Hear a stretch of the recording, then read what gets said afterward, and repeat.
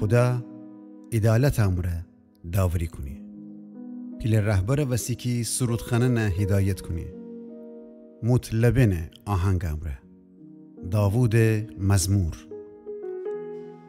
ترى ای خداوند تمامی می دیل و جانم را شکر کنم.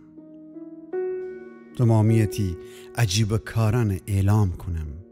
تی وجود وسی شادی و خوشحالی کنم. تی نام ای خدای متعال ستایش کنم. وقتی که می دشمنان پسه شدی باز این تی ورجه نتنیدی خوشن پاسر بیسید و هلاک بیدی.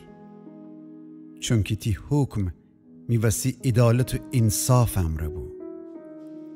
تو تی تخت پادشاهی سر نشتهی و عدالت مرایم داوری بکودی.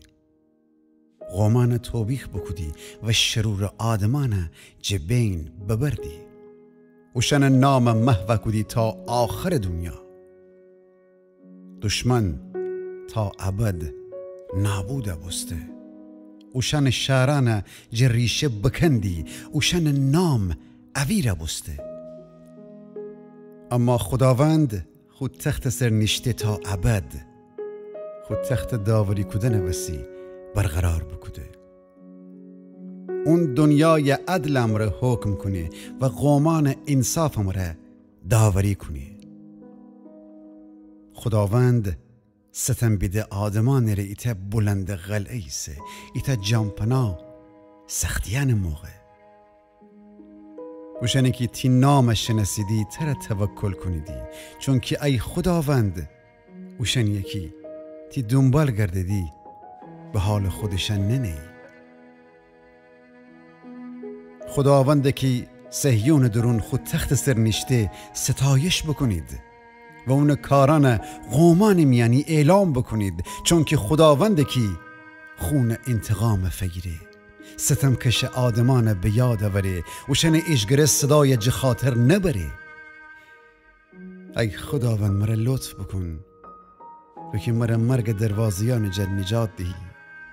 از تو آزار یکی دشمنان دست جدینم بدین که تمامیتی عجایب کاران صهیون شهر دروازیان جه اعلام کنم و تی نجات وسی شادی کنم. غومن او چاه درون دکفتی دیکی دیگران ره بکنده بید. یعنی خوشن پام ره و دام میان گرفتار بستید که جیگه بده بید. خداوند خود داوری امر خودش بشناسنی. شرور آدمان و دام درون دکفیدی که خوشن دستم را چکودید. خوشن شدی جهنم درونی تمام قومانی که خدای جخاطر بریدی. چون که فقیر آدمان هی وقت جخاطر نشیدی و ستم بیده آدمان امید تا ابد پابرجمانی. ویریز ای خداوند ونل انسان نفس پیروز ببه که همه قومان تی ورجه داوری ببید. ای خداوند ترس قومان جان درون تود که اوشن بفهمید فقط انسان اسیدیو بس.